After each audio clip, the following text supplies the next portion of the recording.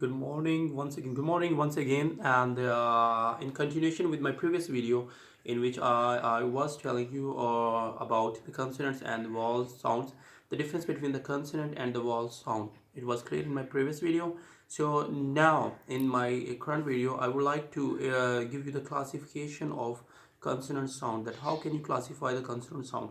So there are three ways of classifying a consonant sound. So number one is, for example, you can classify them as voiced or unvoiced.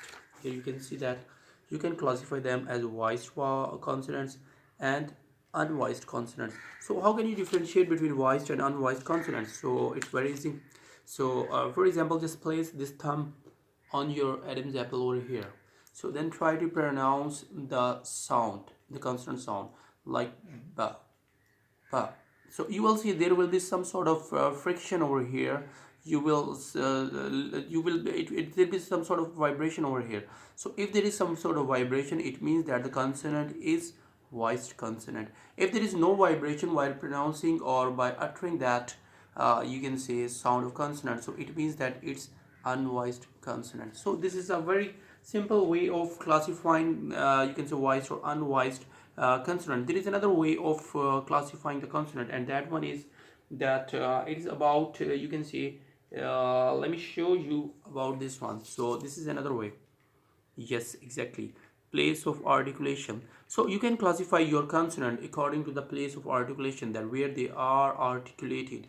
What you can say organs are involved in the articulation, the lips or the tongue or the teeth or the alveolar ridge or the hard palate or the soft palate.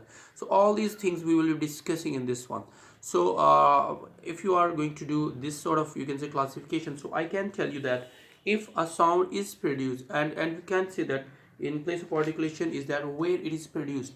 So if a sound is produced, if a consonant is produced, if consonant is produced by you can say joining these two lips, ba, ba. So these sort of sounds are called as bilabial sounds. Bi means two. So your both the lips have been, you can say, joined together. Ba, ba. So these are called as bilabial sounds.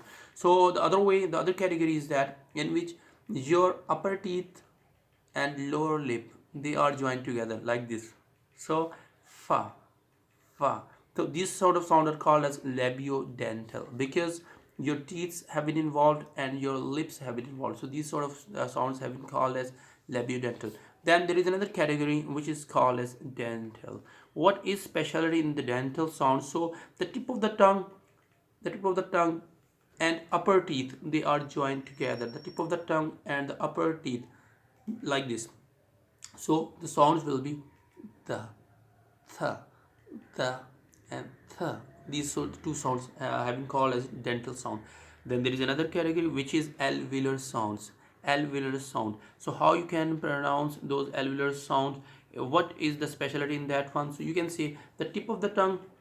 Once again, your tip of the tongue and the alveolar ridge. This one, the alveolar ridge of upper teeth, if they are together and you are producing those sounds, so these are called as alveolar sound. For example,